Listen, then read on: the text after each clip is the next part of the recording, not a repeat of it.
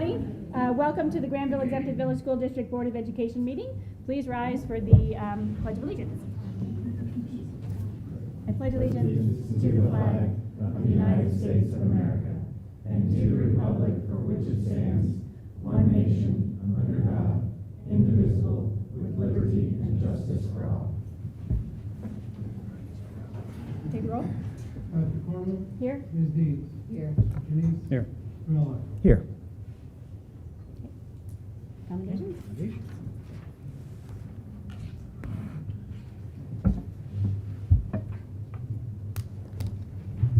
Okay, tonight we would like to start our recognition with the Granville High School Counseling Department for receiving the Ohio School Counselors Accountability Report Award. That's called an Oscar, so that's pretty cool. The Ohio School Counselors Association presented the award to the school counselors Brandy Cooper, Cody Masters, and Liz Adams, and Secretary Bobby Seidel. In addition, Brandy Cooper received the OSCA Presidential Award for serving as president of the state association. So on behalf of the Board of Education, I'd like to thank you for your service to not only this community, but the broader counseling community. So please come on up and let's recognize you.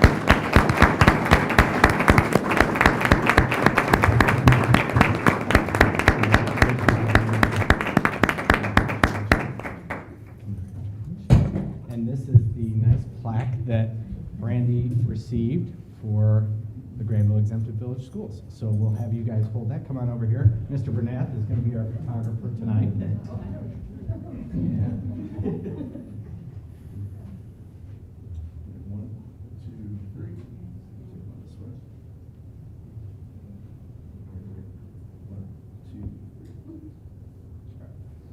So I'll speak, you can stand right there. I'll speak a little bit more on behalf of the department, but they have a pretty significant job. They not only have the social, emotional well-being of our students, but they also have to help them with their college application process. And having had a child go through that process, I can tell you that what they do is amazing, and you can't measure the success rate of what they do because it is truly immeasurable. So on behalf of the schools, myself as a dad, and all of the future students that you will help, thank you very much, and we appreciate everything that you do. So thank you. Thank you.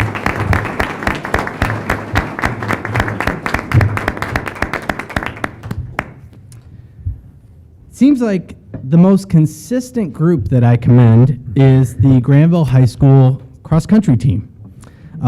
They tend to be very successful as athletes in our community. So the Granville cross-country team does a great job representing Granville in the state meet, and this year was no different. We would like to commend the members of the girls cross-country team who competed in the state meet. Dylan Kretschmer, Riley Zink, Alyssa Christian, Rosie Lamb, Maddie Long, Jenna Unkefer, Jenna Hyman, Kylie McFarland, and Tori Bergstrom. Please come on up.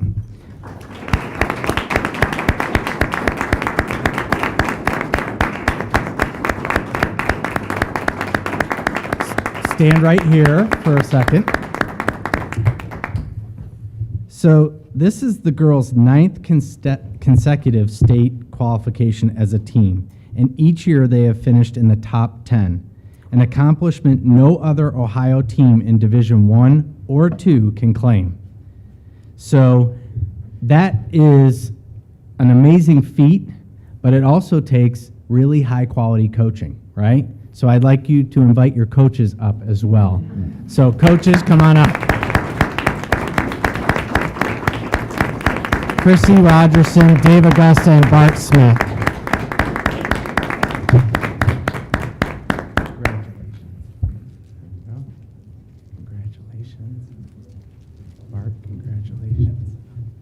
Girls, here we go.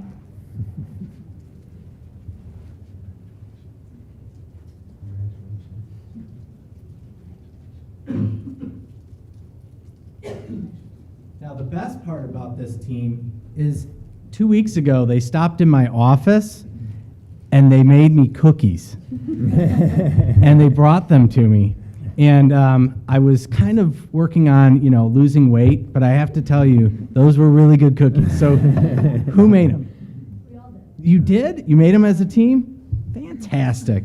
Well, congratulations on another fantastic year. I think you guys do phenomenal work, and I'm always impressed. This was the first year I haven't been to the state meet, and it killed me. So next year I'll be back when you're back. So congratulations, and good luck in the indoor season. All right, take care. Thank you. Photograph. Oh, photograph. Oh, that's right. Sorry. Coaches. Coaches, come back. Dave, not so easy. Almost got away.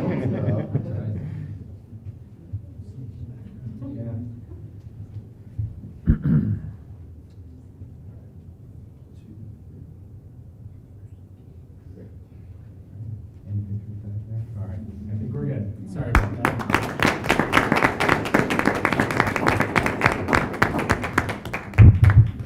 So we don't typically do this next commendation, but we would like to recognize our 7th grade science teacher, Scott Kruger, who is leaving GMS mid-year to leave for the military full-time.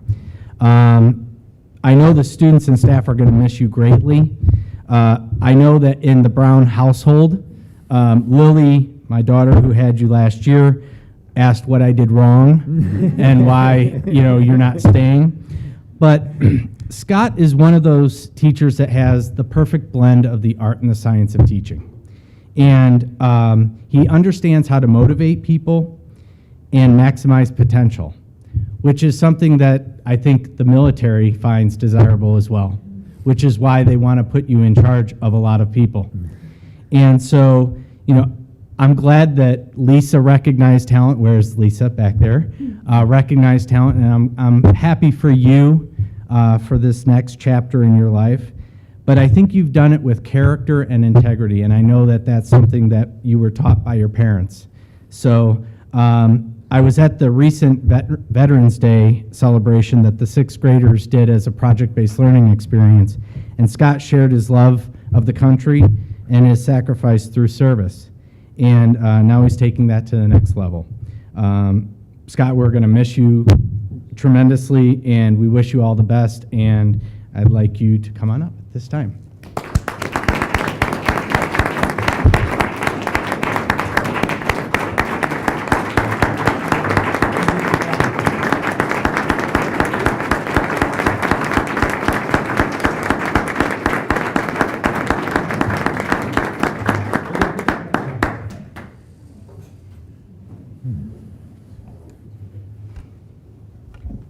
So one of my favorite stories of Scott, other than the ones that we've had on the golf course, is he was deployed, and we didn't know if he was going to be back for our opening convocation. And literally the night before, Lisa called me and says, he's home. And I said, well, it would be fantastic if he was able to lead us in the Pledge of Allegiance. So he came on stage when no one knew he was back, and it was pretty cool. So I'll just leave it at that because I don't want to get emotional. So, and now we have a special presentation by Jeff Chambers from the Ohio School Boards Association to recognize a 5th grader, Beckett Long, who's sitting right here, and I'll let Mr. Chambers explain.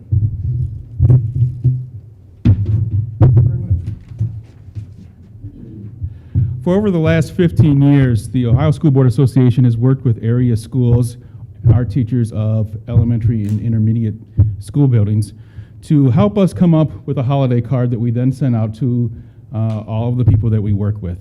And this year we worked with Amanda Tucker at the Granville Intermediate School, and she had a number of her classes work on designs. And she went through and selected a number of them and passed them on to the association, and then we went through a very complex process of setting them all out on the table and letting the entire staff vote on them.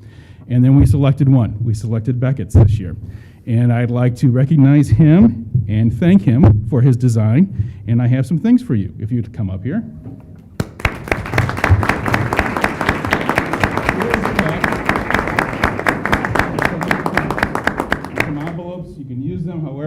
village. And for the district, here are the ones, samples of what we actually used, how they looked when we stuck them in the mail to everyone we worked with. Excellent. Fantastic. And also is an appreciation of our thanks for you. Thank you very much. And just to let you know, there are 6 more days of holiday shopping. But, okay, Beckett, come on over. So on behalf of the schools, we have our Excellence Award. So you can wear that pin proudly, and you're one of the youngest people to receive that. So usually we give that to our junior high and our middle school and high school students. So congratulations. Thank you. And well done.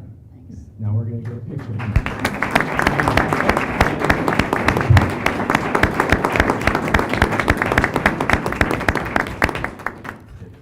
Excellent. Thank you very much. Appreciate it. Madam President, thank you very much for letting us do that. Thank you for being here. Thank you. So that concludes our accommodations, and so you will not hurt our feelings as we move into the next portion of our meeting if you need to depart at this time. Okay, thank you. Sorry I was late. There was no parking. Yeah. One of the It's okay. Did you get my text message? I heard a ding as I was coming down. Yeah, I was like, someone took your spot. I'm not sure, like, you park here and see, you know what I mean? Yeah. Anyway. No, it's fine. I kind of made my own spot in the Granville in lot. Okay. Let's see what happens.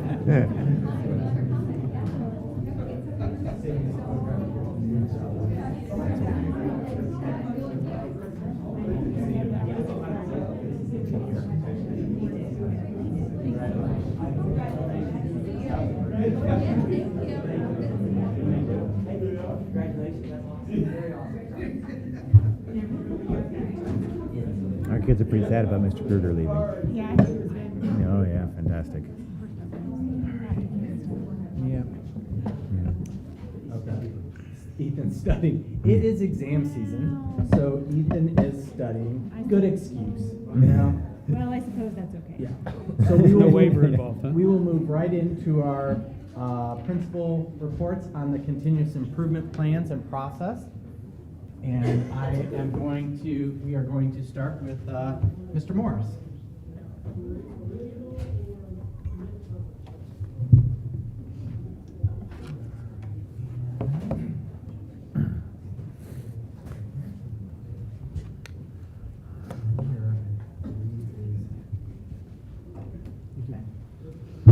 Good evening, everybody. Thank you for giving us this opportunity. On behalf of the principals, I just want to say thank you to the board for your continued leadership. We appreciate the time and the effort it goes into running a district, and so we really appreciate the opportunity to speak tonight. You know, continuous improvement plans are really part of that growth mindset, that continuous improvement process, always finding ways where we can build on our strengths and continue to grow and do what's best for the students and the families in our schools. So we appreciate the opportunity to share this with you. So the elementary school, I'd like to start with our strengths. And the first 2 bullets really focus on how kids feel about being at school. And I get really excited about the very first one, looking just 97% of our students, and this was 3rd graders leaving last year, 97% of them felt like they enjoyed being at school. And that's a huge pride for us at the elementary school, because we want kids to come to elementary loving school. Do we want that to be 100%? Absolutely. And so there's an element for growth there, but you know, I can say that 97% is nice because it's growing. Every year we see that number kind of creep up just a little bit more.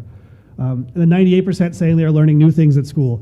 So we're challenging our kids. They're feeling like they're getting enriched. They're feeling like their teachers are doing a good enough job that they're being challenged and are learning the new skills that they need to learn. We noticed a huge success in decreasing the stress of our kids. We put a lot of effort last year into talking about kinds of homework that we're assigning, especially at the 2nd and 3rd grade level, what kind of expectations we have for our students outside of the classroom, and then how we're setting up our kids for success in the classroom. And so seeing that number decrease by 13% was a celebration for us. I'm kind of going along with that as the last bullet, which talks about awesomes. We use PACS as our positive behavior support at the elementary school. And part of PACS is something called what they call Toodles. And we didn't love the name Toodles as a way of recognizing students for leadership. So as part of our discussion, we changed them to Awesomes. What is your awesome today? Recognizing our kids for the awesomes that they're doing. And so last year, every single student at the elementary school, so just under 700 kids received one awesome. Several kids received more than that. This year, we are actually on track to every kid receiving possibly 3 awesomes. And we're only almost halfway through the year. So we're really excited just to be able to recognize our kids, even for the tiniest little things that they do, random acts of kindness, that sort of thing.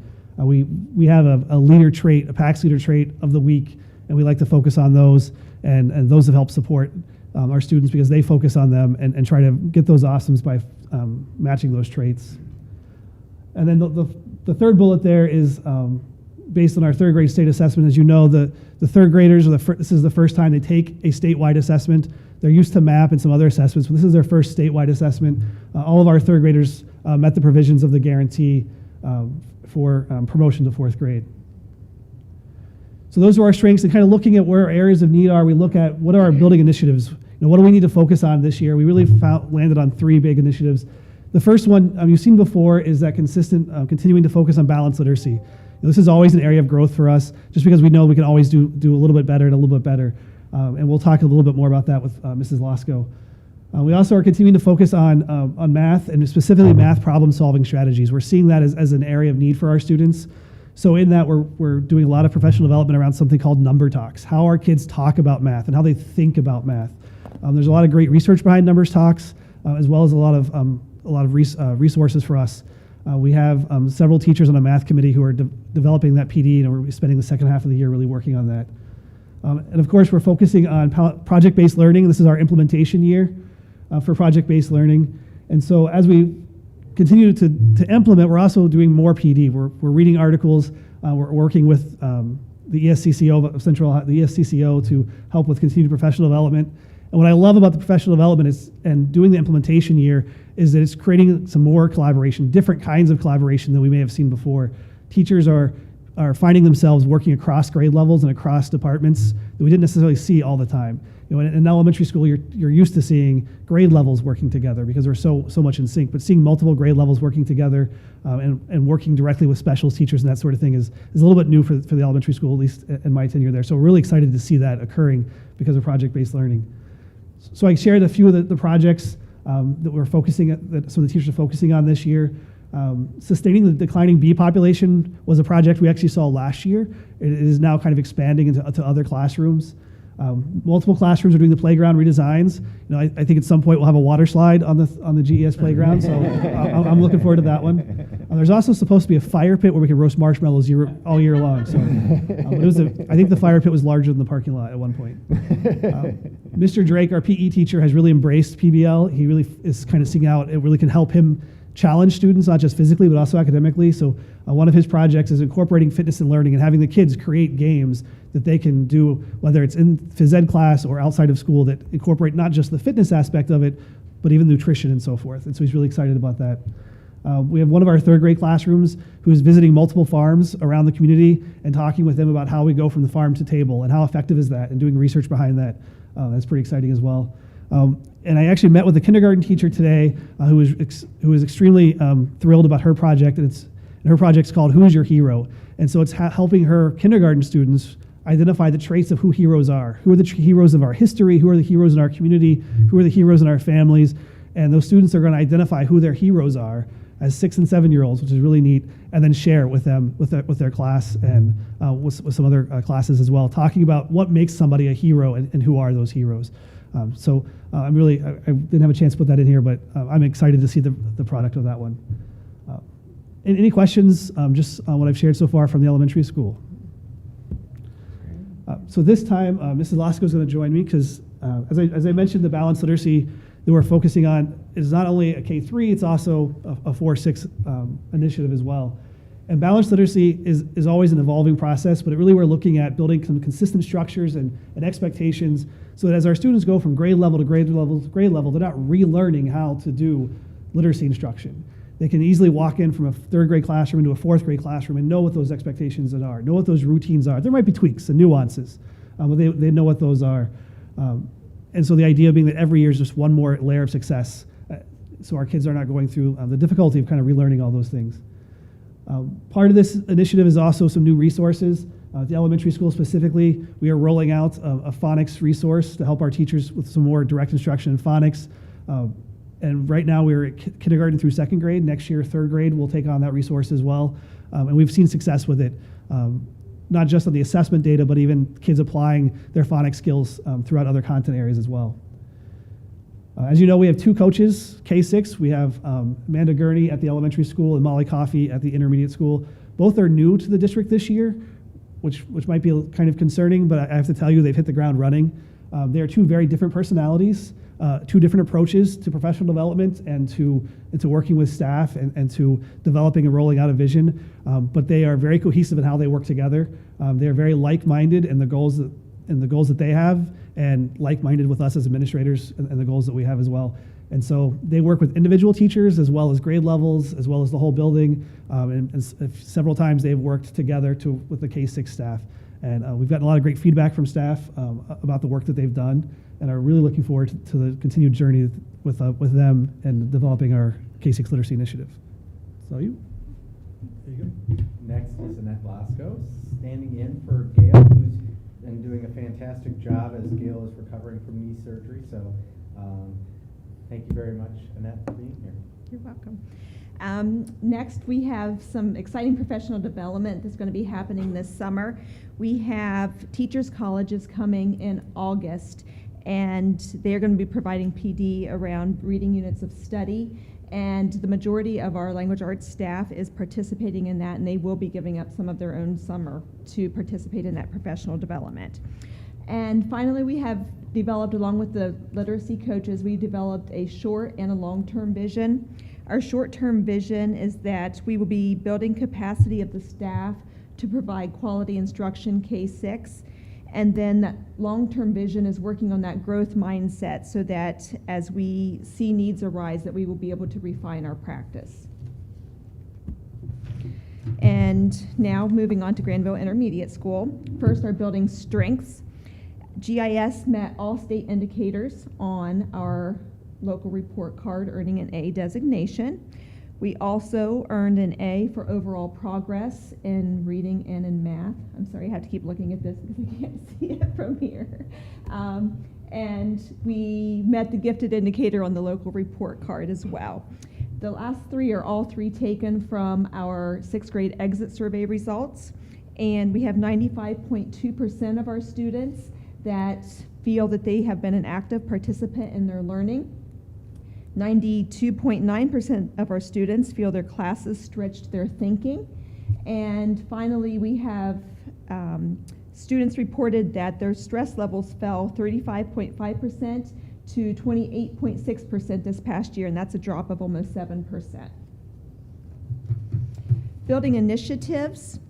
2 of these are in line with district initiatives. So the first one is focusing on PBL. And as Mr. Morris said, all staff and students will be participating in at least one PBL project this year. Most of the students will be participating in more than one. The last one is working on co-teaching. All teachers in the district participated in professional development around co-teaching so that we could improve that classroom environment and make it more conducive to co-teaching. Our 2 middle bullets there are more focused on the building initiative, and the first one is units of study that Travis spent a lot of time talking about. We have at 4th, 5th, and 6th grade, at least once a week, our teachers are meeting with the the literacy coach and planning lessons, so that the same thing is happening in all of our language arts classrooms. And then we also are doing the same thing with our math teachers. They are participating in guided math workshops. And at the beginning of December, we had 7 of our math teachers attend a conference, and they are going to be presenting to the rest of the staff at our January PD day. 4th grade goals. 4th grade has been working with depth of knowledge. We've had someone come and do professional development with the staff, and they have created quarterly common assessments for both reading and math.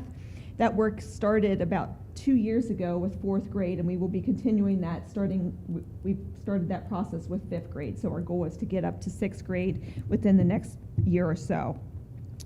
Math workshop is the focus for the second one, that they will continue to implement and reflect on their practice.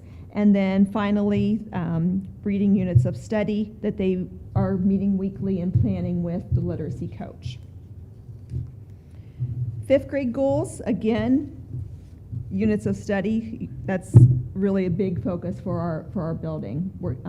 We are now at the point where even our 6th grade staff who wasn't participating at the beginning of the year, they've seen such great results from the professional development that's happened with 4th and 5th grade teachers, and they've come on board and are participating as well. So that's something that's really exciting, and I think is really a tribute to our literacy coach. And as I mentioned earlier, 5th grade is beginning that work on depth of knowledge training and creating quarterly common assessments. 6th grade, their primary goal for this school year is implementing Genius Hour. And during Smart Period, all 6th grade students are participating in a Genius Hour project. They've selected a topic that they are interested in, and based on the topic, they've been assigned a mentor. So we had some students who were interested in gaming and coding, so their mentor is Beth Downing, our technology coach, and she has some of our star students going and working with them, and it is really an exciting project that they're working on. So this year, 6th grade is going to be presenting those at the end of the year. Like in the past, they've done the 6th grade graduation. This year, they're going to be showcasing their Genius Hour projects. And then finally, some of the projects that are happening at Granville Intermediate. You heard Mr. Brown talk about the Veterans Day Assembly, and that was completely done by our 6th grade students. 5th grade did Exploring Sound through creating individual musical instruments. This was a collaboration between our science department and music department, and the students also had the opportunity to go to the Owens Corning Sound Lab and do some of their research there, so that was a pretty exciting opportunity for them.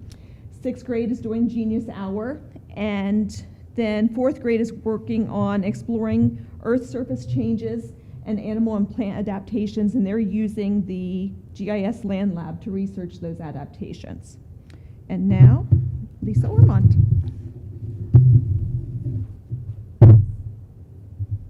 Hello, good evening. Okay, so for Granville Middle School, you know, the wonderful adolescent zone, my favorite age. So some of our building strengths. So you'll see how these all tie together hopefully after I'm done, but I highlighted there how 96% of our 8th graders said they have friends at school. That's pretty important as I speak through the next slide as well. But the one thing I want to note about the 8th grade exit survey, we do get valuable information from there. And a couple years ago, in working with Mr. Durst, because he helps lead that, we realized that we were given the survey a little later in May, so we wouldn't get the results until like right at the end of the school year after the students were gone. And we would have all these questions. We just weren't really sure, like, well, I wonder why they did that, or why they say this, and that doesn't make any sense to us. So in working with Mr. Durst, we were able to bump the survey up a little sooner, so we got the results back while they were still at school. And so we actually do have follow-up questions with groups of 8th graders trying to understand how they responded to some of the questions. So starting this year, Ms. Postal, she's our school counselor, she starts giving a survey now to incoming 7th grade right away so that we can hit some of these topics and not wait until they're getting ready to go to high school. And so one of the big things that she hit upon this year, even though we were 5 weeks into the school year, but one of the questions that she asked was, have you already made a connection with an adult in the building? Is there someone you feel like you can go to? And there were 31 7th graders at that time who had not made a connection. So Ms. Postal made a list, she sent it out to all the staff, and then she followed up in team meetings and at a staff meeting just to make sure that we're making those connections. So that's just one example of things that we're trying to do. Also this year, we've needed this for a while. We were just trying to figure out how to pull it off, but we added an ELA study skills class for students that just need that extra help and support with language arts and reading and writing. And we met with the high school staff. Ms. Smith and Mrs. Smith and Mrs. Hartshorn have been doing this at the high school, so we've met with them a few times. Once school got started this year, we met with them again because we had questions and whatnot. But so far, it seems to be going really well. Parents, students, and teachers are very pleased with some of the progress that we seem to be making based on pre-assessments that we've given and whatnot and MAP scores.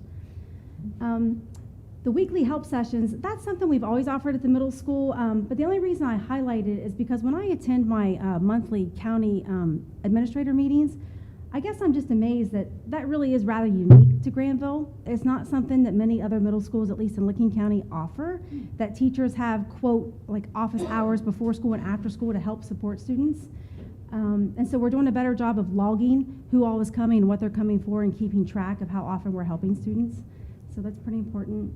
And then our ACE days, we've had ACE period now for, oh gosh, several years, and we've modified it various ways over the years. But it initially started as an intervention period. Then it morphed into intervention enrichment, and now it's morphed into the whole child and being balanced. So we offer the yoga, the mixed choir, service projects. We're starting some barbell clubs, and as I keep talking, you'll see why that's also important. So some of the initiatives we have going on this year, obviously PBL is a district-wide initiative. So it's going very well at the middle school. One thing I did want to bring up is that 8th grade science this year did a really neat project with Force in Motion. And the students had to assemble cars, and their passenger was an egg. And so it was really interesting. And Mrs. Jaeger and Mrs. White made a really strong connection with the Transportation Resource Center, or Research Center, and the National Highway Safety Committee. And so they sent out scientists and engineers to our school and worked with the students. It was really amazing. And now we get to send students to the Transportation Research Center in January. And they're really excited. They said they've never worked with schools before. They want to come back. And so it's really neat. But I mean, that's just one example of a connection that we've made and some of the students and what they did and the videos that we took. You know, some teachers are still learning their way through PBL, and I think that's to be expected. I mean, we're just now getting through it. But the one thing I try to emphasize is that there's 8 design elements, and you know, maybe you're not hitting all those on a daily basis in your classrooms. Let's focus on those. Are you giving students voice and choice? If not, okay, let's focus on that. And then over time, then I think those elements will all come together and form into a nice PBL project. So the one-to-one technology has been wonderful. There's been bumps along the way here and there. And I was fortunate that a majority of the middle school staff did attend some of the training that was offered this summer. So throughout this school year, I have time set aside, and I've worked with Evan McCullough to get those set up so that the teachers who didn't attend the training can get it throughout the school year. And if the other teachers who did attend want a refresher, then that's fine as well. But we've had some really good conversations. So right before school started, we were talking about, well, is there a need for cell phones? If we're one-to-one, do we really need the cell phones anymore? We didn't come to a conclusion, but I will say that every month when we get together, it's something we continue to talk about. So the one thing I'm fortunate about there is that Mrs. Mackley, our school librarian, she's been trying really hard to dig and research to find tools that they can utilize with a Chromebook that they don't rely as heavily then on their cell phone. And so one thing that's been really popular here lately is that she went into all the language arts classrooms and showed the students how to use Google Keep for reminders and lists and different things. And I'm really amazed at how many students are trying to implement it and the things that they can do with it. Like the minute you fire up your Chromebook, if you've set these alerts, these Post-it notes start popping up and telling you things to do, like turn in your homework or go see this teacher or do that or whatnot. So we just keep talking about that. We also keep talking about, we really try to monitor how many students are on their cell phones at lunch, because we feel a strong need for students to be able to talk face-to-face and not behind a screen, because that's a problem. So we're trying to keep an eye on that. And right now we don't feel it's a heavy use, but it's something that we're trying to monitor as well. But this third one really, in my opinion, is the most important thing that we're trying to tackle this year. It's just school culture and climate in general. We've definitely seen an uptick at the middle school, just in character, tolerance, empathy, you name it, slurs against maybe a race, sexual orientation, religious beliefs, political viewpoints. And so it's definitely something that we're trying to figure out what's the best way to tackle it. So right now I'm in the process of identifying students who want to be a part of a focus group with me. And I've reached out to Denison. I've got a couple of people there I'm working with, including students and professors. I've got a couple of parents on board that are helping me. And we're just trying to come up with a way to have a group of students come together on a weekly basis to see, okay, what are your viewpoints? What are you seeing? What's happening at Granville Middle School? And what can we do? What can we do to bring about tolerance and change in our building?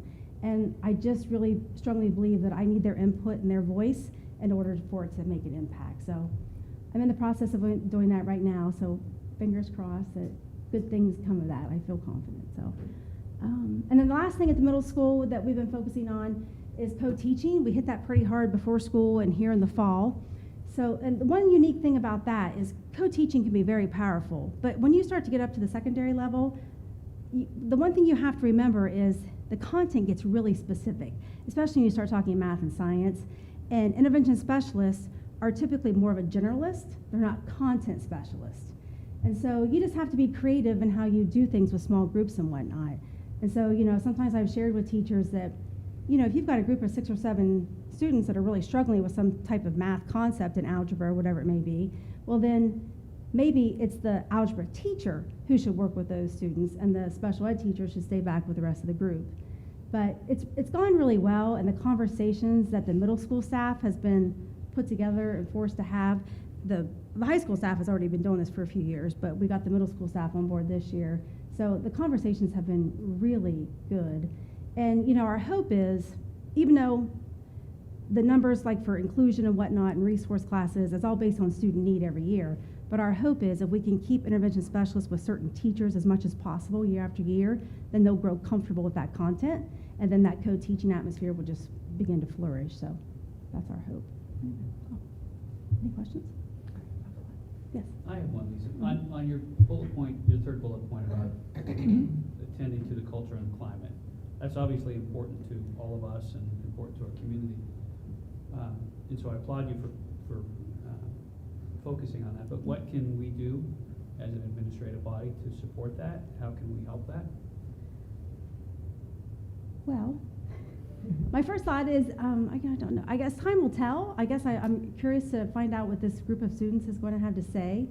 But I guess it's just, as people approach you or whatnot, you know, making sure people understand that I've had many conversations this year with several different families about, you know, Granville is a public education. It's a wonderful facility. It's a great place to have your students learn and grow, but it is public education, and we welcome everyone. I don't care who you are, what you believe in. You're welcome at my school. And so to get everyone to understand that that's truly what we believe. But I honestly, as I work with these students more and more, then I would be more than happy to share any ideas they have with you, or if we come up with something. Yeah. Yeah. And do you sense that some of the culture is maybe driven by the class that you have in 8th grade, for example, that's more boy heavy, or is it more outside societal changes that are being reflected in the attitudes of the students and so forth? You kind of know, what's your initial sense there? I really don't think it's grade specific. I really don't. But I really think it's several things. I honestly, I really think it's the world we live in nowadays. I think it's our country as a whole. And things that we're dealing with and what they see on TV and what they see with social media, and how adults are behaving towards one another and thinking that's acceptable. And I also believe it has a lot to do with just technology in general. So we're trying really hard. Mrs. Mackley, again, and Ms. Postal are doing a lot of lessons around technology and what's appropriate, not appropriate, and how do you use it, and how can it be an effective tool versus not so effective. But so I think there's a lot of factors that maybe we don't have a direct influence on, but when they're with us from 8 to 2:50, I hope we can have an impact that hopefully will carry beyond the school day. And I think we've got a unique opportunity. We have a great middle school with that 7th and 8th grade age. It's always been very focused on making that, you know, social emotional transition between, you know, the younger grades in the high school. And it's kind of something that's always been a cornerstone of what we've done there at the middle school. And I think your awareness of, you know, changes that are happening broader and proactivity toward, you know, what we can do better is really encouraging. So thanks for continuing to focus on that. And I think we've been looking more systemically at bullet point 3, but as you're going through this process and learning from the students, we're going through this process as a district, as a system. Right. You know, Russ asked me the same question the other day, and I said, I don't know either. Yeah. You know, we're still understanding what some of the issues are that we're facing, because I think it's evolving, and it has evolved, and so it's something that I think the board is committed to and the administration is committed to. And I think, you know, we have little things that we're trying, you know, like the yoga, the therapy dog, you know, all those types of things. But I think, you know, again, what we want to do is try and build a system, and we're just trying to understand the issue right now. So I think it's great work. Yeah, thank you. I just signed up for a graduate class. It starts in January. It's called the Mindful School Leader, and it's about social and emotional intelligence and whatnot. So I'm really looking forward to that class. Thank you. Thank you.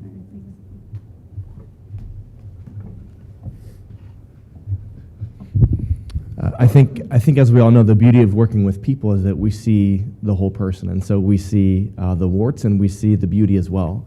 And I think, you know, as Lisa shared, and you'll see this up at the high school as well, that it's a unique opportunity to work with students through this period in their lives, because they're acquiring and learning so much, and they're in that process of becoming in a real focused way.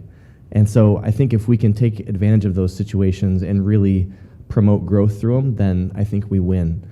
One of the things that I've been able to share with some people this year, they specifically asked me, what is the best thing about your job? And the idea that you can walk a student through a mistake or an undesirable choice, but that you can see them grow in response. That's really one of the best parts, I think, of it any of us does. Not that we wish for them to fall and trip up and fail, but now is a really good time for them to do that, because they're sleeping in their own bed in their own house. They're eating at their table with their parents.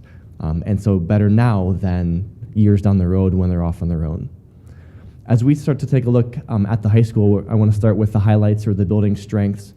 You can see there that I've included information from last year's report card. That's the state-issued report card. These are grades that you have seen before. You've got really good explanations from Mr. Bernath as to what these things actually mean in the way of achievement and gap closing and the others that are listed there. But in terms of the first strength that we've got listed there, we try not to focus too hard on those things, but we do like to celebrate them when they come back looking like that.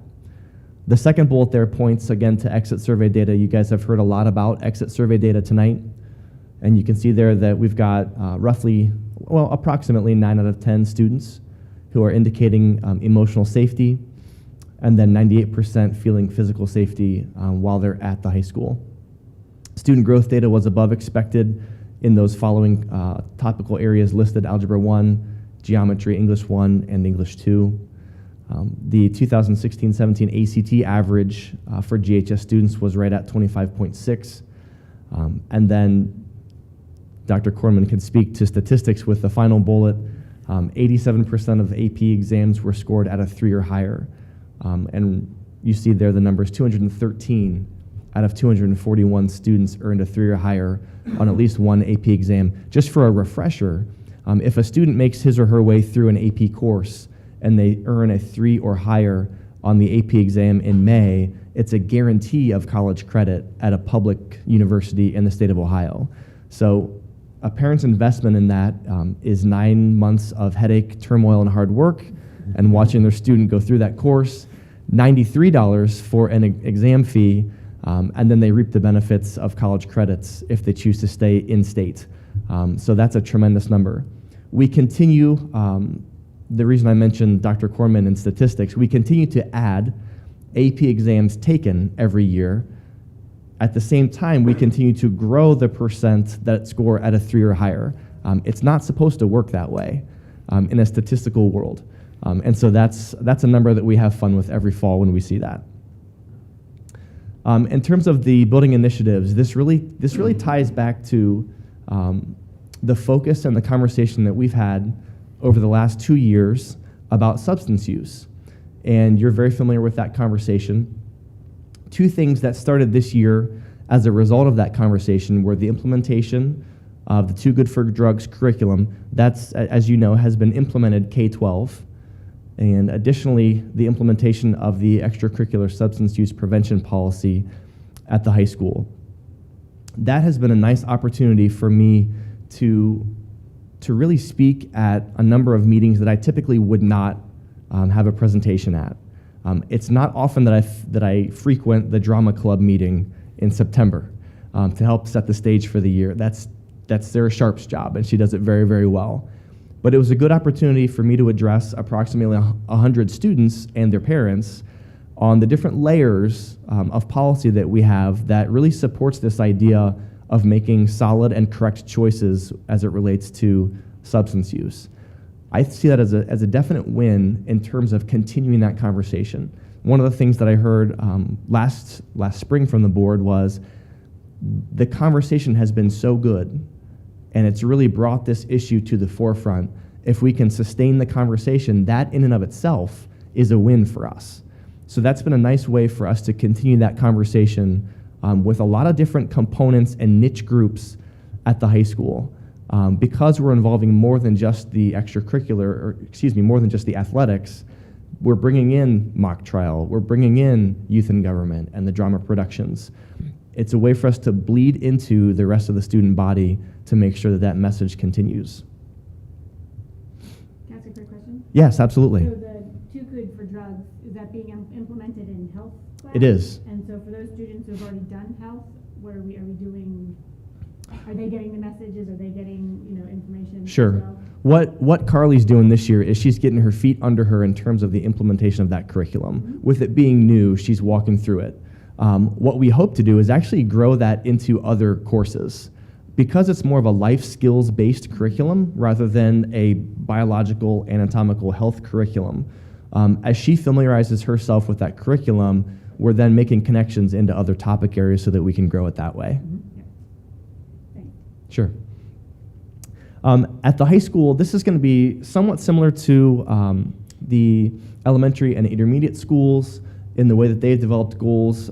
As a grade level, we develop them as a department. And so I'm not going to walk through 8 departments with you. I'm going to give you 2 different samples that I think are very representative of the goals that the departments are creating. You can see here that the English department has got 3 goals listed. They are implementing this year an improved essay revision process, including a revision rubric to maximize student writing growth. In a nutshell, you submit your first draft of an essay, and then you're receiving feedback from the teacher. Your next submission, which is a forced rewrite, we know the growth happens on the rewrite process. The forced rewrite, you're focusing on deficient areas. You're not rewriting as a whole. And so it's streamlining the process for you as a learner. It's also streamlining the process for feedback in terms of what the teacher is delivering. That is something that they continue to polish. If E.B. Smith was standing next to me, she would say, it's not how we want it yet. It's not perfect yet, but we're moving in that direction.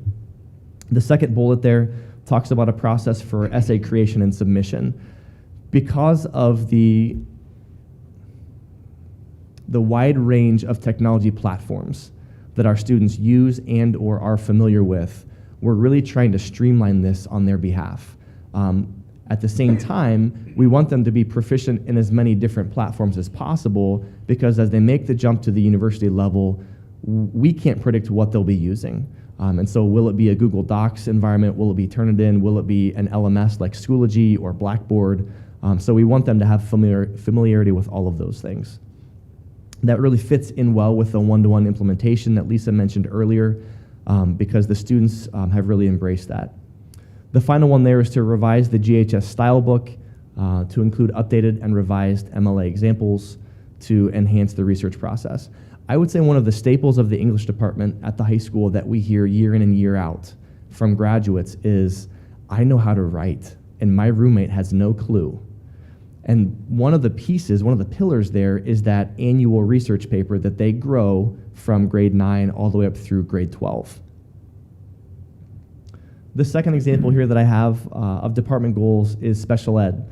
And this is going to tie in some of that PBL work that we're doing as well. The first bullet there really highlights that. The intervention specialists are collaborating on a PBL project to improve the learning environment of the room that they teach out of. So in room 101, if you're ever at the high school, I'll walk you down and show it to you. But in a nutshell, you're taking students from the social studies class, and they're going to be working with the civics portion of this. And so as they research what this learning environment could look like, they're looking at building codes and what's the process look like for those types of things. So think civic-minded from the social studies students there. On the math end of things, well, we're worried about measurements, and we're worried about the layout of the room and how that's going to be presented on a financial way as it relates to how much carpet do we need, how much paint would we need, how much of this or this would we need. On the science side of things, are we high odor, are we low odor with our paint on the walls, and what's the difference between those two? So it's a nice opportunity for those different courses or different topical areas to focus their energy on the same space so that they can redesign that learning space for themselves. The second and third goals there are really very similar in nature, but what you see is that you've got ELA study skills and resource English collaborating to create IEP goals. Now, they're not collaborating with one another. They're actually going out to the general education teacher and they're saying, you know what? It makes sense that we develop a consistent language and a consistent set of goals to progress a student through reading or math. You see the different uses there as it relates to their progression in high school. So a student enters the freshman year and they've got a deficient area that's targeted by an IEP in the area of reading. And so how are we going to scaffold their progress as it grows from 9th grade through 12th grade? So let's go ahead and just develop that in advance. That way we understand the progression for ourselves, and as we write IEP goals, we're writing in a way that really complements that process.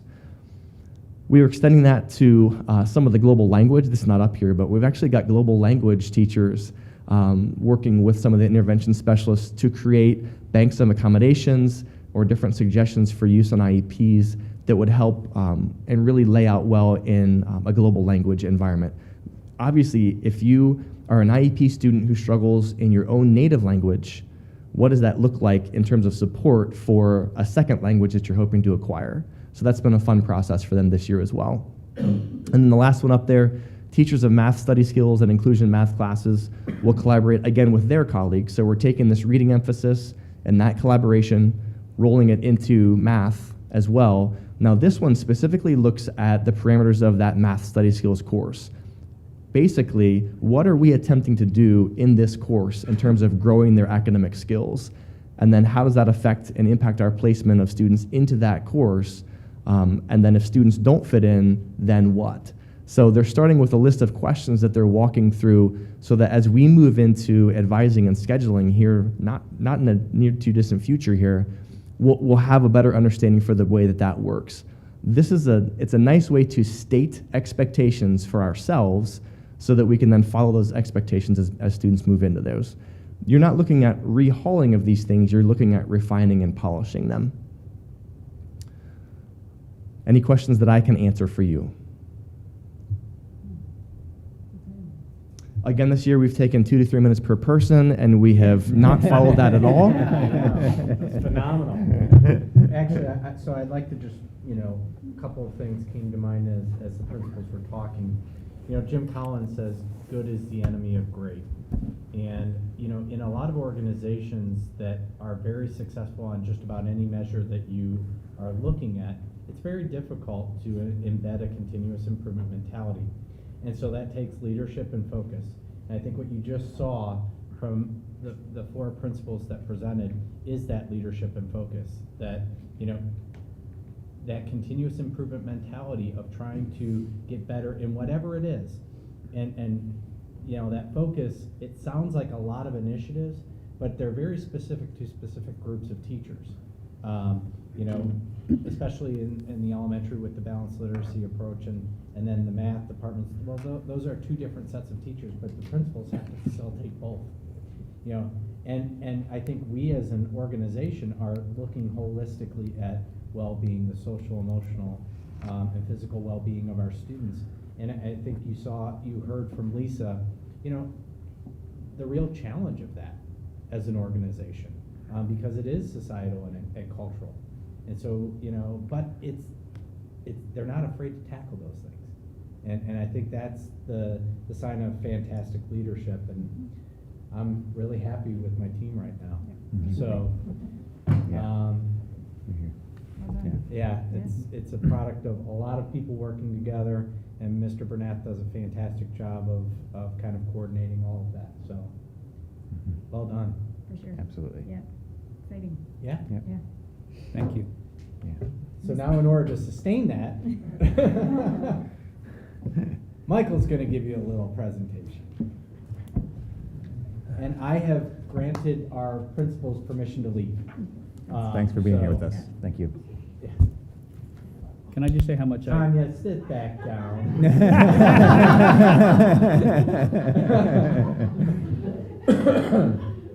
That was way too bad. I just want to say I really like Mr. Durst's tie. Yes. I think it's a very nice selection. Yeah. Thank you. Good night. Okay, this really is just a brief presentation, just to kind of introduce us into the discussion that will be forthcoming among you folks here in a few minutes. What I want to do is just give a little bit of update on where the forecast is right now and the couple options that we are looking at as far as income tax options and what that means financially. This slide is showing the top part, the top left is the October forecast. The bottom is the current forecast. The forecast has improved from where it was in October. Most of that is from the choices of health insurance our employees made at open enrollment. We were expecting about a 70-30 split between people taking the low plan and the high plan. It actually ended up the reverse of that. It was actually 72% took the high plan. That has a little bit more cost in the short run, but is a cost saving in the long run because the premium base is now going to be lower, and so any increases in premium are off of a lower base. And so that gives us the improvement, especially in the out years. You'll see actually in the short run, it's not quite as, it's not quite as beneficial. The couple other things that have happened that have helped us a little bit, our state aid is actually a little bit higher than we thought it would be. In October, we were looking to be on the formula. We are actually right now cap funded by about 5 kids. So we were just barely on the cap. So we are now getting the maximum amount we could grow by, mostly because of some recalculations of a couple things and how we were accounting, how I've been accounting for them. Our enrollment, or our ADM, our average day of membership, ended up a little bit higher than it was. And then the third thing that's helping us is our tangible property tax valuation was about $500,000 higher than I've been projecting, and that we get dollar for dollar growth at the full voted rate, not just the effective rate. And so that's worth, again, $35,000 to $40,000 a year. It doesn't sound like much till you multiply it by 5. Right. And now it's a couple $100,000 by the time you get out to the end of the forecast period.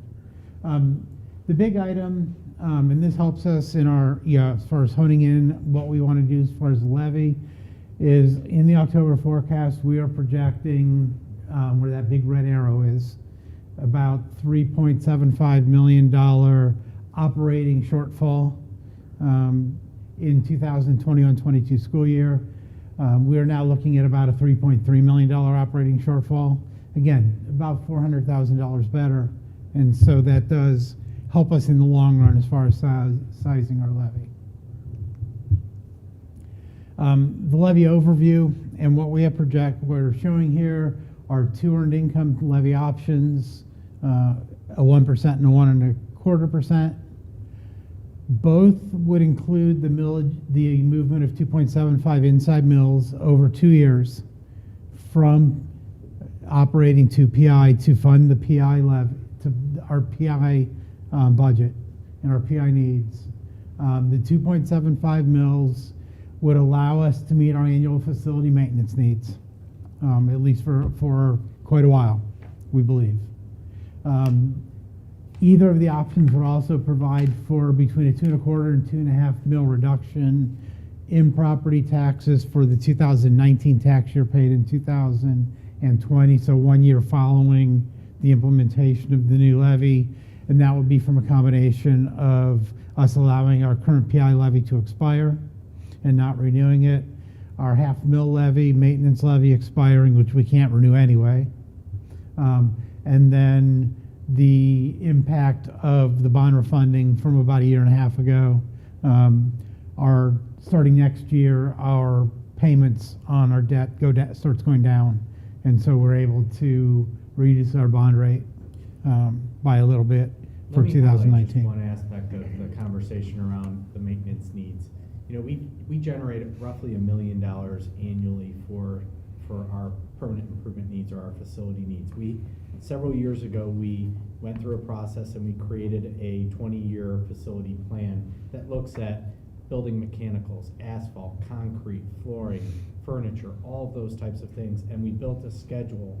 And we took that long 20-year plan and we chunk it into, you know, a year plan and a 5-year plan. The challenge is when we have older facilities, some things break that are outside of the plan, and it can throw a wrench into, you know, what our budgeted plan is and what our actual, you know, expenditures are. And when you have a $400,000 blip, you know, it's kind of like when your furnace goes out at home. Most people don't have a furnace fund. You know, they have to take it out of operating or, you know, whatever is going on at that time. So we're continually challenged with the maintenance needs of our aging facilities. And we've done some things that are yielding results from an energy project perspective, but there are other things that, you know, we look at every single year and we have to prioritize. So we need to have that growing revenue moving forward, and that's why, you know, the earned income and moving that PI money into the inside millage really is advantageous as a long-term strategy, because it creates a growing fund to meet the existing needs of our facilities. And potentially some unexpected ones. If we're And some expected. We're in a better position to address the unexpected. Yeah. Okay, second point, the difference in the two levies, the 1 versus the 1 1/4, is that the 1 1/4% levy will allow us to take on some capital expenses related to the stadium over a 3-year period. That would include being able to replace the natural grass with an artificial turf that will make the stadium much more usable for not just football, but also for soccer, field hockey, lacrosse, band. And so have a lot more uses for that field. It will allow us to replace the stands and the press box. The stands are not in the greatest of shape.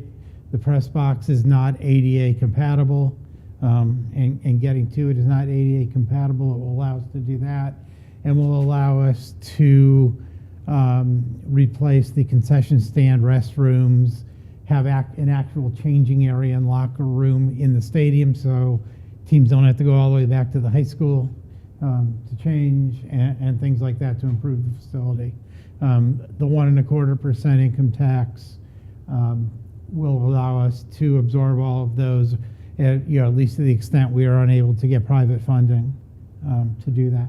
And that point was to our previous discussion. The board asked, you know, what additional could be funded from an athletics area, because I think if anyone looks at our facilities, the athletics is our glaring need right now. Because right now we do have a football stadium, because the natural surface, you can't have multiple sports playing on it at any one time because it will be torn up. But it's more broad than that. It's the stands, it's the concession area, it's the locker rooms, all those things. So we in addition to our facility plan, we also had an athletic facility plan that we worked with MSA sport out of Cincinnati to develop a look at what could be possible in that area. And so the higher income tax would accomplish those three aspects of that plan. The lower plan would not, or the lower percentage would not. Okay. The last point, and again, there's a caveat that comes with this. Given our current assumptions and the current school funding plan and things like that, we believe either of the options will carry the district at least through 2024 without having to come back for new money, of course. You know, if the situation, if the environment we're working out of changes, then the bets may be off there. But at least given where we are right now, we believe this will at least last until 2024. And Mike, correct me if I'm wrong, but this is a 5-year term, so it would require a renewal in 2022, correct? That at 23. 2023? Right, because we'll be on the belt in 18. Oh, that's right. Thank you. Yes, we would anticipate doing this as a 5-year levy. So yes, it would require renewal, but it would be, again, our only levy that requires renewal, since we'll be letting the PI levy, which we currently have to renew every 5 years, go away. The impact of the two taxes, and now what you're looking at is the current forecast, so the forecast that was at the bottom of the previous slide, against first the 1% and then the 1.25% earned income tax. From previous discussions, my goal through this has been so that in the 21-22 school year, that we will have built up some cash balance and also still be operating in at least a balanced nature, if not still taking in a little bit more than we are spending. You'll see, I'm projecting a $99,000 operating surplus. That's essentially, that's rounding error in a $28 million budget. So it's essentially a balanced budget with about a $5.2 million cash reserve built up, which will allow us to go at least a couple years beyond there. This will fund the operating costs of the district. At best, it could allow for some partial money towards turf, but it certainly would not allow for this is a source of revenue for the stands or the press box or the other improvements. But again, with some breaks in some of our things going forward, we would probably be able to squeeze out at least part of what it would take to replace the turf only. So are there capital expenditures in this forecast with the 1% income tax relative to turf specifically? No. No. Okay. It is assumed that no money, right now it is assumed that no money would be used towards the athletic facilities to get to these results. I'm saying, we may be able to squeeze several $100,000 out of it with a couple things going right. I think there's potential to do that. And Go ahead. a field is $600,000 or $700,000 for the field alone? It's usually about $800,000 initially. Okay. Because of site work and Yeah. track and all those kinds of things. Okay. And then replacement can drop down to Yeah. 600. Thank you. Okay, the 1.25% earned income tax. This does have those three projects built into the forecast. So this is basically what we're doing with the 1%, plus it is assumed that the expenditures would include the costs of the turf, the stadium and the different stadium renovations over a 3-year period, where we take on one of each of those three projects per summer for 3 consecutive years. And you see, even with that, we are projecting in 2022 a little bit lower cash balance at that point, but still operating at a surplus of over $1.3 million. So we will probably continue building up the cash balance for at least one more year beyond the forecast period before we start being on the downward side of the levy cycle. So again, it's pushing us out at least to 2024 with this, including being able to do the athletic facilities. As an idea, the extra 0.25% is worth about $1.2 million per year once the tax is fully up and running, once we're past the phase-in period for the tax. Final thoughts, just wrapping up, and then we could, so we can move into the discussion. In reality, because of the ramp-up period I just talked about with the income tax, 2018 is our really our only opportunity to do an earned income tax. If we are not successful, whether that be May or if we had to do a second attempt, if it failed in May and we chose to do that, waiting till 2019, the ramp-up is too slow. And we start running into cash problems because of the slowness coming in. In either case, we would, as we mentioned earlier, look for a 5-year term for the income tax, at least initially. And so that would, as Jeff said, it would require a renewal in 2023. And just reiterating the first slide, the 2.75 million or mills in the PI budget allow us to meet our capital needs, which average over $1 million a year. And what this includes is mechanicals, concrete and asphalt flooring, furniture, technology, bus replacement. We do some musical instrument stuff and some other stuff in there. It will allow us to do all those things and meet the routine schedules that were developed in the analysis that Jeff referred to a little bit ago as we looked at our 20-year plan. So that's just kind of an overview to get us started. Any questions before we?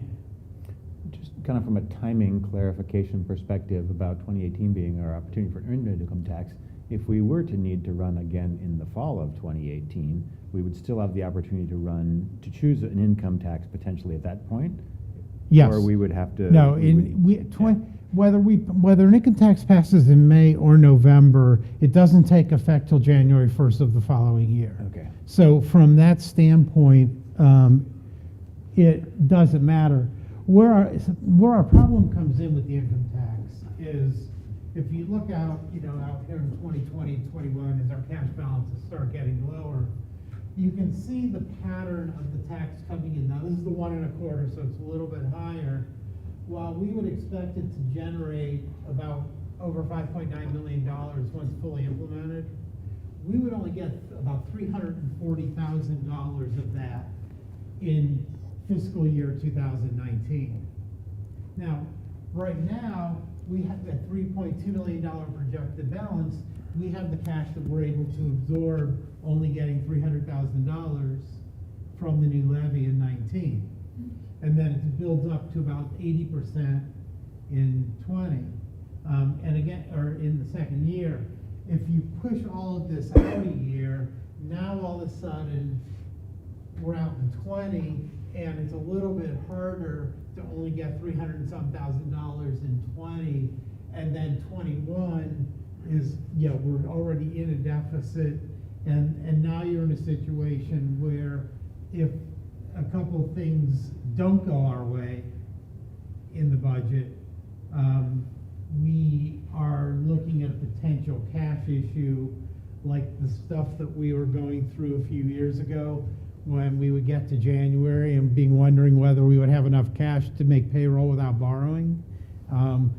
I would rather not be in that situation again. That was not a whole lot of fun doing that, and I think we risk, if the income tax is put off a year, I think we risk getting into that situation in the 2019-2020 school year.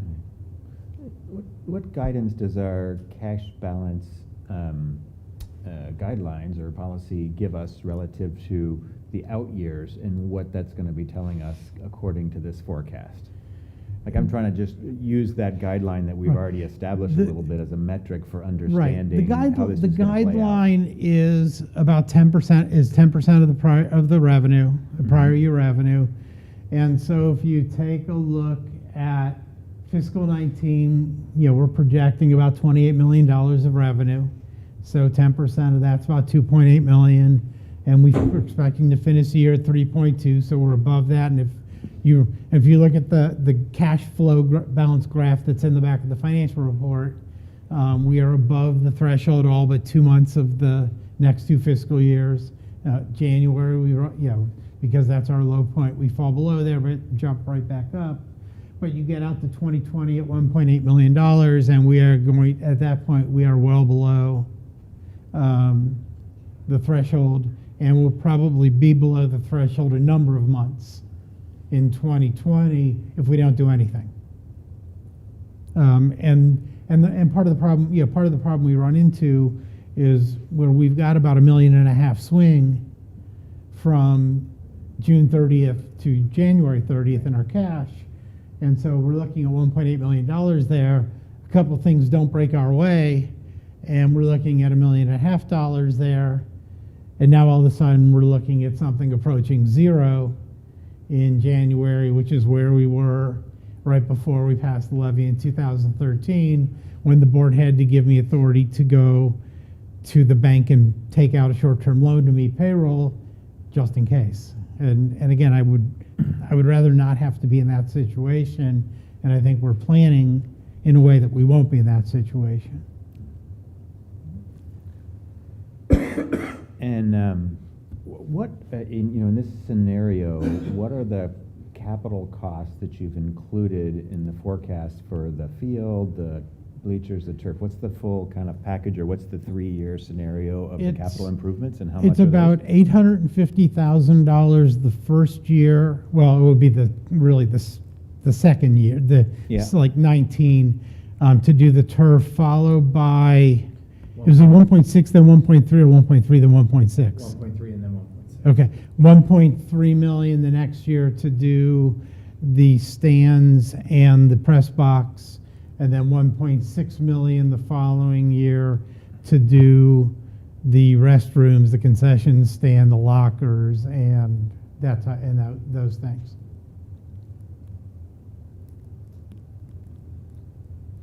So all in all, what's that, about $3.7 million, $3.8 million over a 3-year period.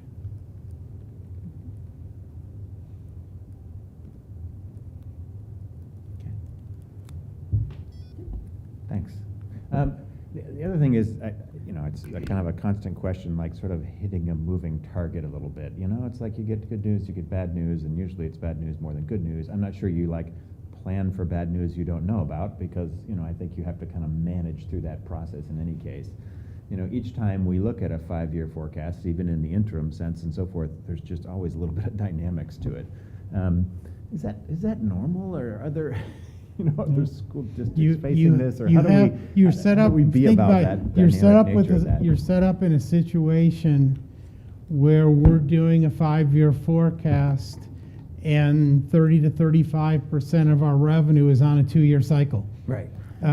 So that's a challenge that every school district faces, is we don't know what the legislature may or may not do with the school funding formula next year. At the time, in 19 at the time of the budget. We don't know what they're going to do. But we also, we can't just wait around and wait to see what they're going to do, because you're still not going to know what they're going to do 2 years after that. Mm-hmm. So I think where we are with our planning is we are doing this far enough ahead of where we get into a more severe cash situation that we have the flexibility to deal with things not going how we had hoped, because we are not waiting to the point where we fall off the cliff if we don't pass something. And I think that's really a prudent course that we have to take, recognizing the environment that we're working in. And the other thing, challenge when you're forecasting 5 years, like a little bit of change in 1 year magnifies, like you said, 5 times. And there's some key assumptions that could change a little bit, like one that I have a question about is healthcare, Mhm. right? How do we get a 5-year sense for what healthcare escalation costs will be, and what did you put in here relative to what your general sense is? The of whether that's forecast that is conservative in or- here assumes a 10% increase on January 1st of 19, which is the maximum increase that we can get under the agreement that we reached with Medical Mutual back in the fall. And then 12% a year after that, which is the high end of kind of market movement. We believe that with the new plan that we have and working with the association and working with our employees to help educate and make everyone better consumers of healthcare, we believe we have a good chance of staying below those growth rates. That was Yeah. part of what we were trying to do through. Yeah, that's kind of the whole motivation, is to keep healthy, right? To do that Right. and so forth. And I mean, kind we're, of change the we're- trajectory of this that's- curve, and I think we're really on the That's right so track much there. of what we've been trying to do with the changes that we're making. Yeah.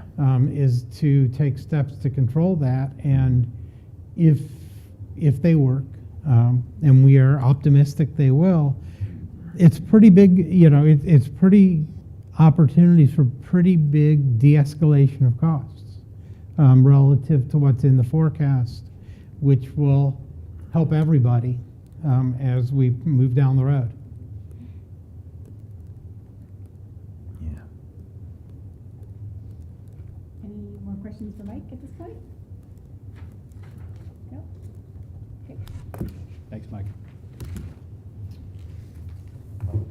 Yep, so we've reached the point in the agenda where we're going to entertain public comments. If you'd like to address the board, please come to the podium and speak for 3 to 5, say your name and address and speak for 3 to 5 minutes. Nobody?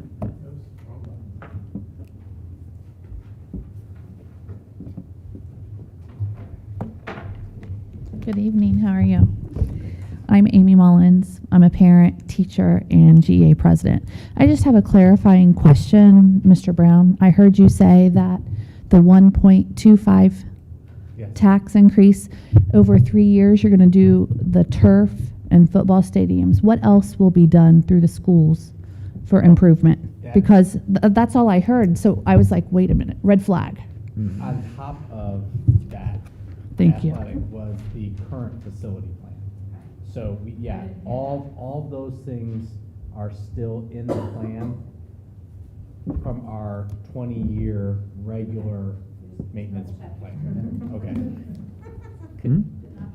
Yep. Can I just clarify too on, because it's a great question. What we're talking about is a levy and how much we might want to put on the ballot. We're not approving funding for any particular project yet. I mean, that's for future editions of this board to do, should the community approve the levy and the board has to address whatever the capital needs are at the time, and it may well be that something else occurs that requires some of that money. So, terrific question. The presentation was a response to a question that the board posed, which is if we were to choose the 1.25 over the 1, what might that allow us to do? And that's really what the discussion is. I would be careful though with how you message that, because after watching this, it seemed like that extra 0.25 is like a stadium tax in a way. So just as we move forward, that emphasis shouldn't just be put on the stadium. Right. Well, and I think what I was trying to communicate at the beginning was, this really is our maintenance plan for the next 20 years. And every single year, we go through a budget or a process, and these are the documents that create what we're going to do that year to address the physical needs of the district. Like at next year at GES, we have a rooftop unit number 11 that is our biggest unit that has to be replaced. So, that's already embedded into what our current plan is for next year. So this is the priority. The maintenance of our buildings is the priority. If we were to go to the higher plan, the options are there if the board chooses to direct the budgeting process to take care of them. I will tell you that, when I look at risk management, one of our areas of risk is our stadium complex from a seating capacity, or not capacity, structural integrity perspective. So, it's one of those things that I think this board is going to have to address one way or another in the future in order to be able to house or host games. But right now, it's part of our regular maintenance, preventative maintenance, to try and make sure that that area is up to safety codes. Yeah, I think, expanding just a tiny bit on that, the movement of the 2.75 inside mills to fund our PI, that is to fund what Jeff just held up. And that will be done whether we do 1% or 1.25%. It's just the extra 0.25% that will generate the money to, I think, both allow us to do the things around the stadium athletic facilities, and also, once some of those things are done, to provide even a more stable base of overall funding beyond the 5 years, to give us more opportunities maybe to not have to go back to the voters again, asking for new money as soon. And the annual revenue from 2.7 mil PI levy is? It's about $1.7 million. A little more than the 0.25%, right? Which is 1.2 million. Yeah. Right. One mill is going to generate, I guess it's a little less than that. One mill will generate about $520,000, I think, with our new valuations. Okay. And so maybe, I guess it's more like about $1.4 million then that the 2.75 will generate. Thank you.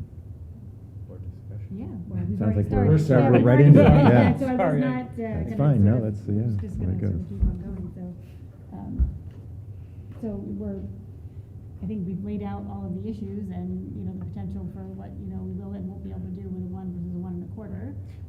And on the agenda, we have 2 resolutions, so we intend to pass both resolutions tonight for a final decision of what to take to the second step to the Board of Elections in January. So, we have both resolutions for the earned income tax on the agenda in Mike's section tonight. Yeah, the issue we have is we can't take something to the Board of Elections if we don't have a certification from the Department of Taxation, and they can only give us 1 certification per resolution. So in order to keep the choice open between the 2, we have to pass 2 separate Great. resolutions tonight to keep the ball rolling. That's a good way to do it. Leaving our options Yep. open. I think during to start this conversation, our responsibility to you and to the community is to operate in a way that, instills confidence in the community that we spend money appropriately. And what we do is present options and say this is what we prioritize. 90% of what we prioritize is what happens in the classroom. And you see that in all the things that were just discussed as far as the continuous improvement plan. But we are at that stage where our facilities matter now too. And so spending taxpayer dollars to address facility needs is a necessity, but we want to always try and balance that with the academic side of the equation from an operating standpoint. But I think our product speaks for itself, and we have a continuous improvement mentality. We will continue to evolve our program at every level of the organization. You had mentioned public-private opportunities.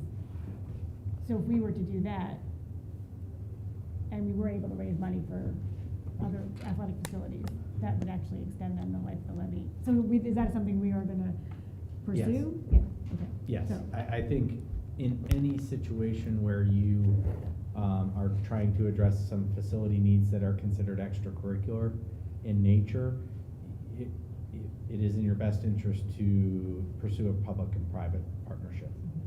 and we will do that,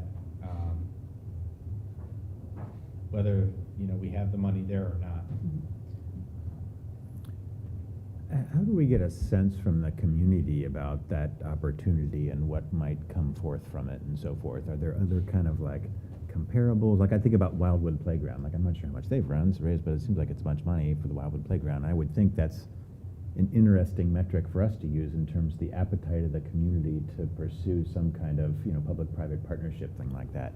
How do we get a sense so that in the budgeting process we can know how much funding we're going to have to drive ourselves versus externally? Is there a way to get a? I mean, they have raised, I think, $450,000 right now. I think they're looking for $500,000 total. Is that seven? Okay. So, I mean, that gives you an idea of what they've raised thus far. And That's encouraging. Yeah. Right. That kind of number makes me think, wow, I mean, there is support in the community. If we can get $500,000 for a playground at Wildwood, which is a wonderful thing to support our community, I would think that, a stadium and the turf and the benefits to all the different teams and things like that, I would hope that over the course of a 3-year plan or something like that, we could drive significantly more, for our school district than we have for that playground. But I can't budget I on would that say necessarily. I don't know how in to. general, a private partnership or private-public partnership to do turf at 800,000 is usually reasonable. To do a stadium complex where the total is over, $2 million for turf and the stadium, and then you have the concession area and other things, you're probably going to have the need for a heavier emphasis on the Sure. public, not Yeah. private. But I think they'll kind of both grow commensurately, right? So I mean, We'll do both. I don't think there's if we can get, half of a field, $400,000 in 1 year, I would think we could also get, a big portion of other assets in for future years as it's part of a package or something like Yep. that. I think that's a tough lift when you have parents paying for school fees, paying for extracurriculars, paying for this, and then doing this on top of it to then say, well, help us build a new stadium now. And I think that's something that professional fundraisers would need to look at the community, assess, and do that kind of stuff to see if that money's there, because this is a highly donated or asked to donate community. And I think that we can't rely on saying we're going to get 400,000 from wherever. Yeah. For the school district, when I'm already paying taxes for the school district. I don't know, that's my opinion. That's where I kind of wish I had a better sense of, comparable districts and things like that. Like, where's the less comparable district that's tried to do this project in a similar kind of, situation, and what have they come up with? Can we look at a couple of those and see? This is I don't not know. a comparable, Uh-huh. but Lakewood initiated a private fundraising effort, and after, I believe, 2 years, Kevin, the board stepped in and said, we're gonna have to cover Sure. more of the expense. And so they didn't satisfy it through a private standpoint, but they did, accomplish it through a public-private merger. Do you know the magnitude of that investment, or? I can't speak. I don't know. It was a stadium? It was a turf, stadium, and concession area and changing rooms. So it was probably a similar order of And magnitude. track, yeah. So it's similar order of magnitude. It is. Right? I mean, Yep. any way you slice it, probably similar. Oh, I thought you had asked. Yeah.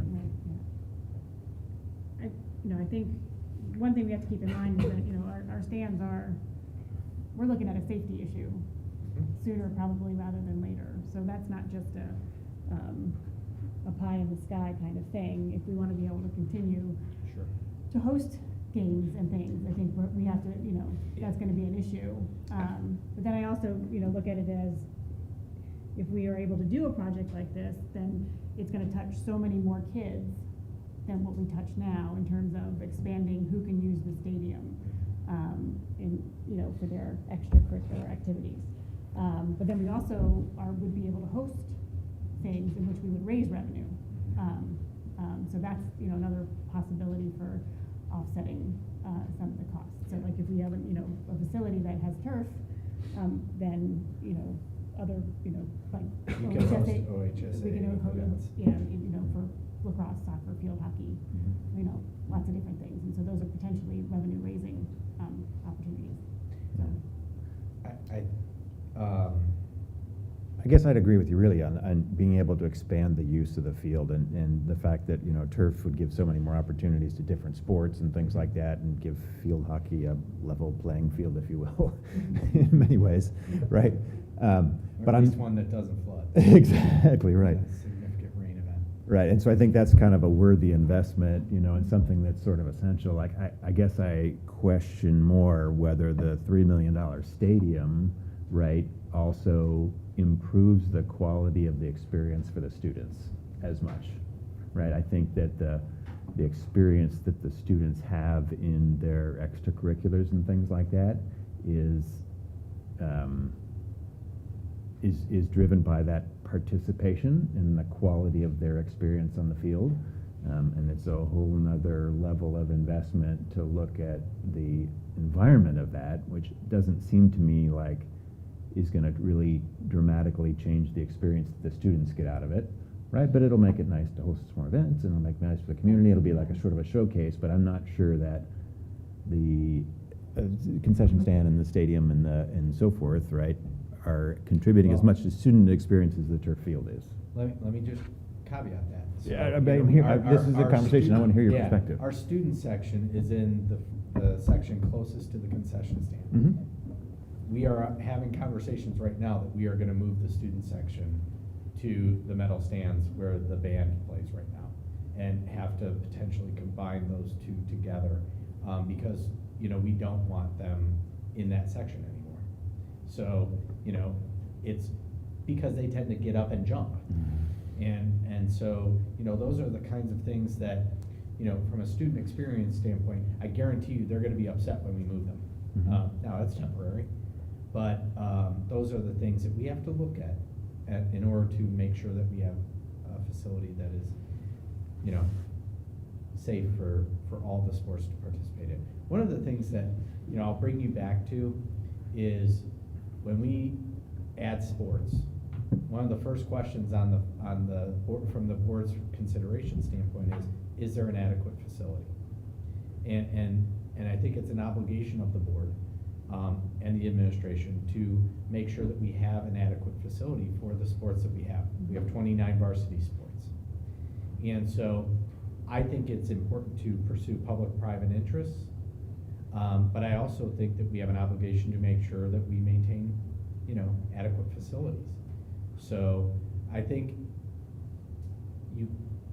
we have to look at this more holistically. In order to answer that first question.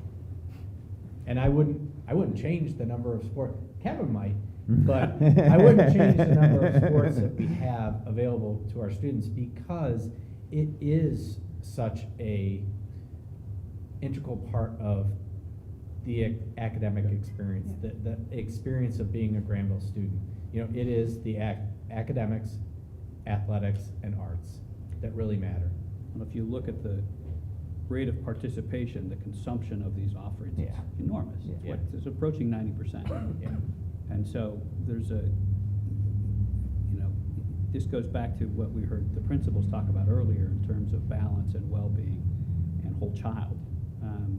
The extracurriculars that we offer in the arts, in science, in athletics, in other types of competition are a huge part of what helps our children develop and prepares them for their futures. And so I think we've been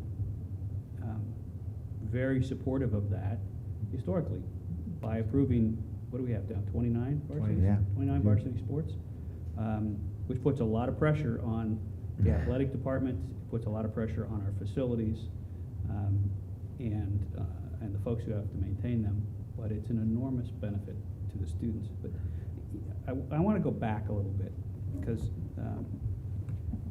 while I think it's very important that we talk about, as we have and as we should in the future, what we could do possibly with this the additional funds that might be generated if we went with the 1.25 over the 1.0. I think before we get too far ahead of ourselves, we have to think about where we are, which is, as Mike said, you know, and as Thomas has observed, we're in a constant cycle of uncertainty.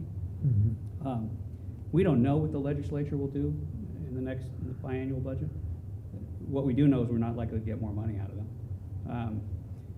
We do know we have aging facilities, that our newest building in the district is what now, 16 years old?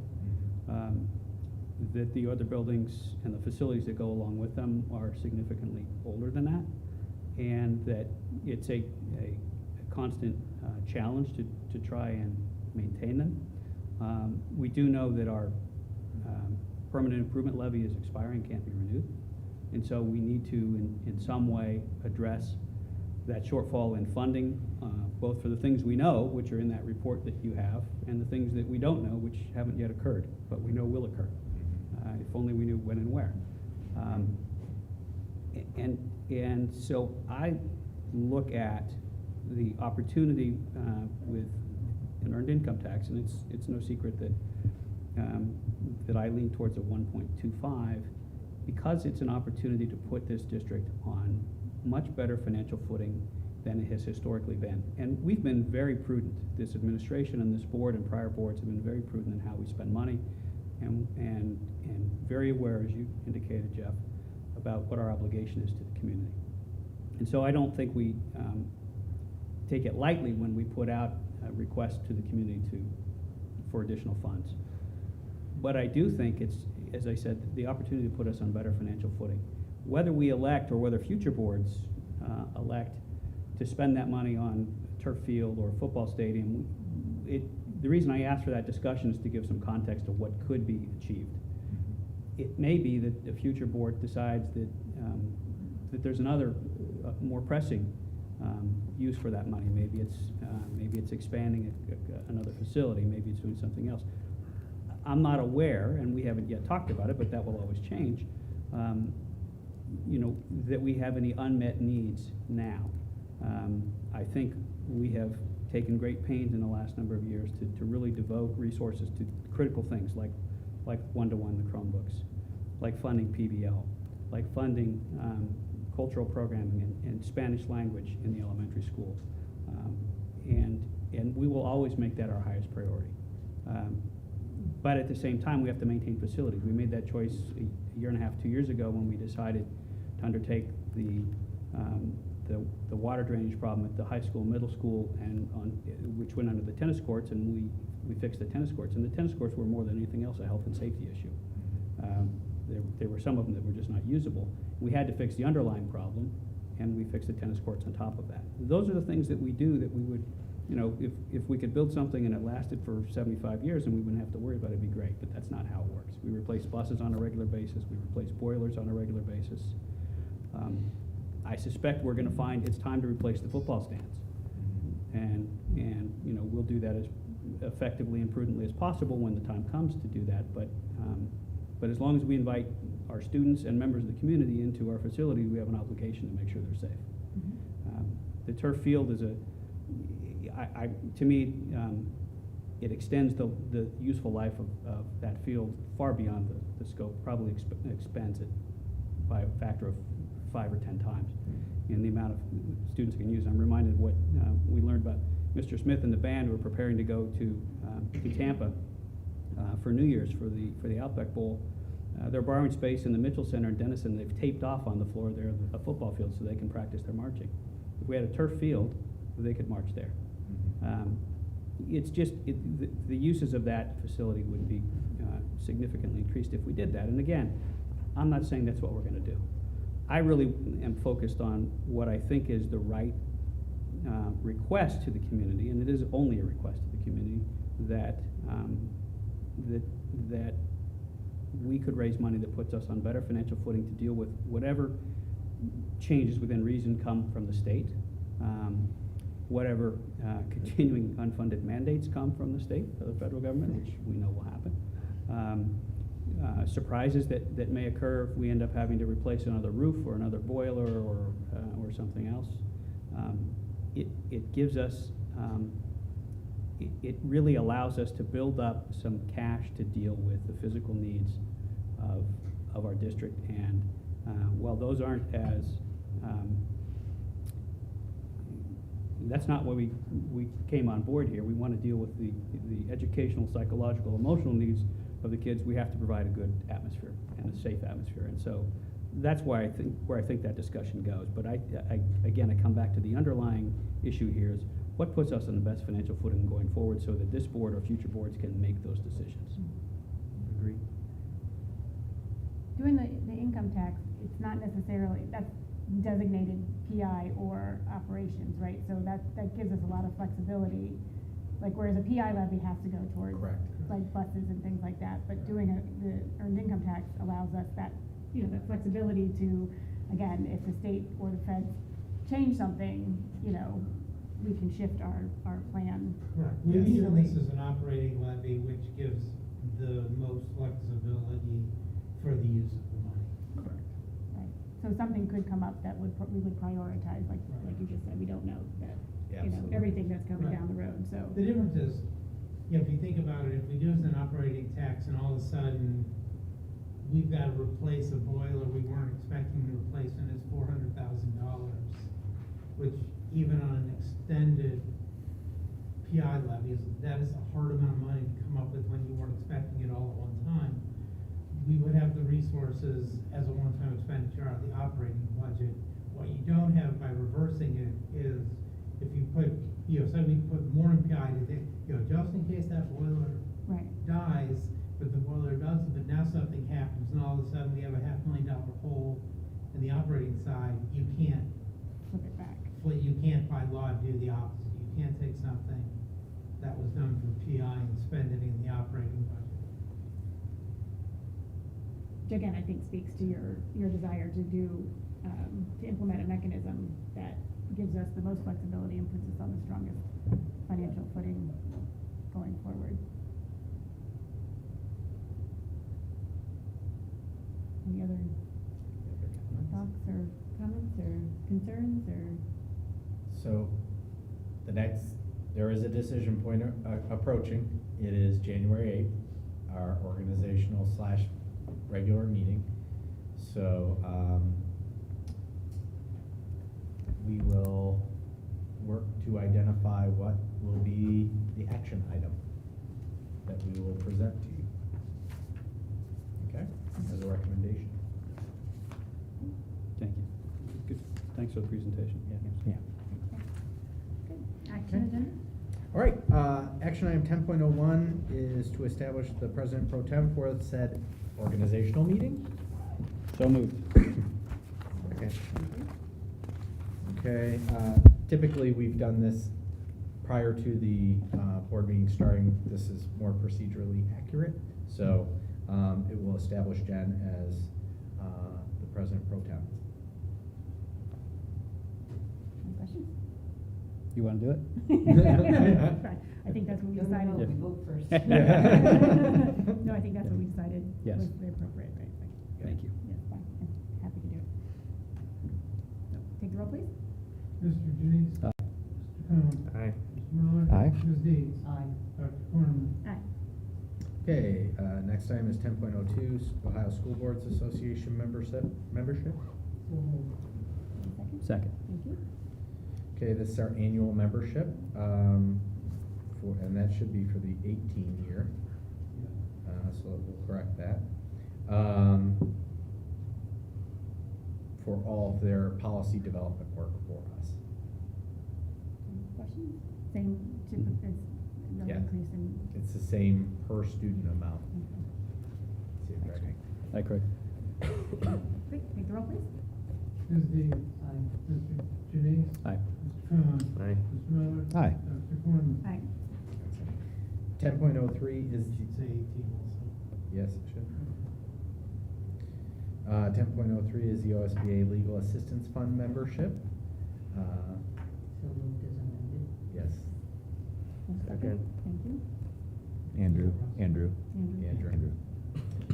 And the Legal Assistance Fund is OSBA's mechanism to support legislation or challenges to different court cases that impact education overall.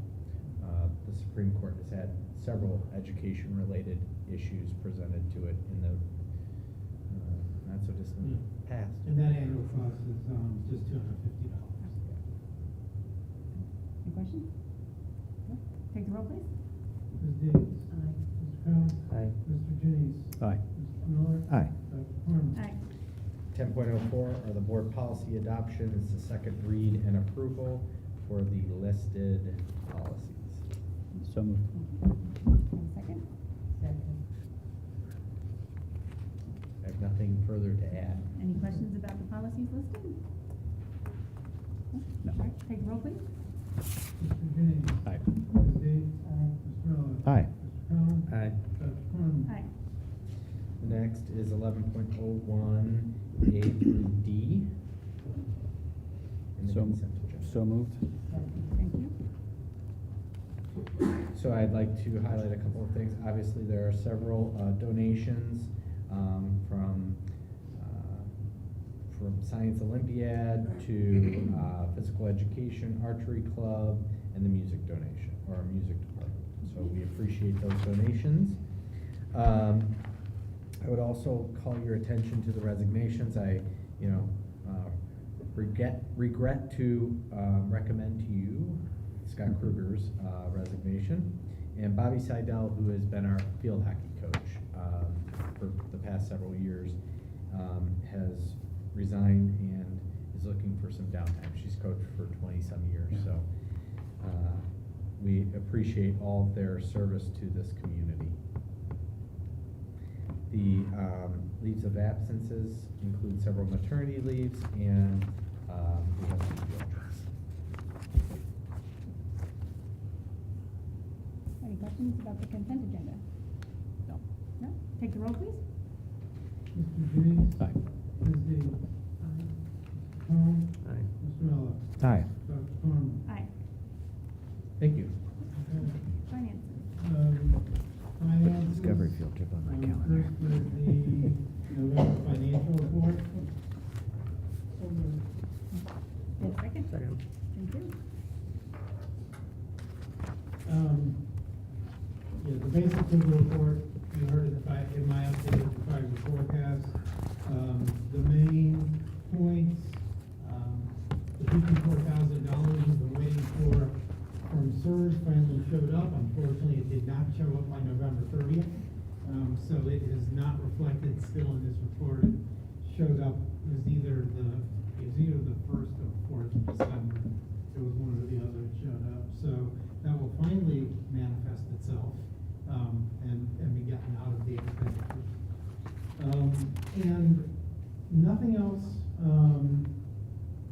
has really happened. We did get our STRS notification for the upcoming year today, and that's actually going to be about $4,000 less a month, or pay for $4,000 per pay, which is twice a month, less than we are doing right now, which means, it's all based on estimates, and it means I must have overestimated the salaries a little bit. So that's a good thing. It'll cost us a little bit less to get caught up. And that's really about it. Everything else is pretty much, well under 1% of what we've been expecting it to be doing at this point of the year. Any questions about the monthly finances? No? All right, take the roll, please. Ms. Davis.